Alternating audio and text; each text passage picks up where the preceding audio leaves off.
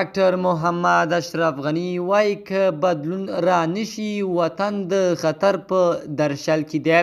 په داسې حساسو حالاتو کې چې افغانستان د راتلونکي د ټاکلو په پړاو کې دی، د اشرف غني له لوري ملا یعقوب ته دا پیغام دی که وطن کې بدلون را نشي نو هیواد د خرابېدو په حال کې دی.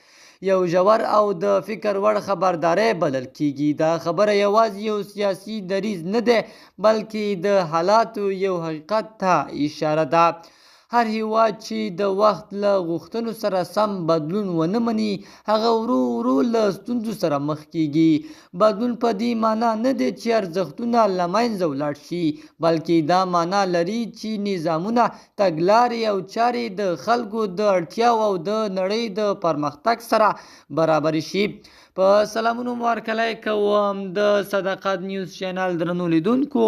سلام، ستړي مشئ، وخت مو په خیر. پام راګرځوم د دې ساعت مهم خبر ته او په سر کې یادونه کوم ملګرو که مو چینل نه وي سبسکرایب کړی د مهمو خبرونو لپاره در سره صداقت نیوز چینل په درنښت سره سبسکرایب کړئ. افغانستان چې کلونه یې له جګړو، اقتصادي ستونزو او نړیوالو فشارونو سره تیر کړي، اوس داسې مرحلې ته رسېدلی چې هلته بدلون او اصلاحات اړین دي.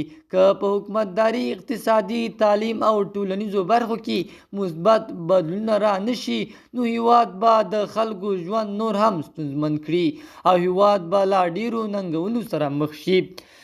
له بلې خوا دا پیغام د دې فرصت هم برابروي چې مشران له حالاتو څخه درس واخلي او د راتلونکي لپاره سم ګامونه پورته کړي. د ملا یعقوب لپاره دا یو مهم فرصت دی چې داسې مشوره او خبرداریو څخه ګټه واخلي او د هیواد د ثبات او پرمختګ لپاره عملي تګلارې غوره کړي. افغان ولس تل دا هیله لري چې هیواد یې له بحرانونو ووځي او د پرمختګ پر لور حرکت وکړي. دا هیله یوازې هغه وخت پوره کیدی شي چې بدلون ته غاړه کېښودل شي، ستونزې ومنل شي او د حل لپاره یې عملي ګامونه واخیستل شي.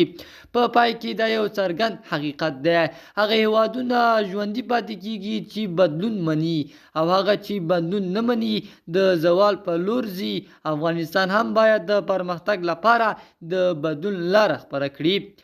د صداقت نیوز چینل درنو لیدونکو، دا زمونږ د دې ساعت چمتو شوی خبر. د نورو مهمو خبرونو لپاره در سره صداقت نیوز چینل په درنښت سره سبسکرایب کړئ. تر بیا خیر چارې، د الله په امان.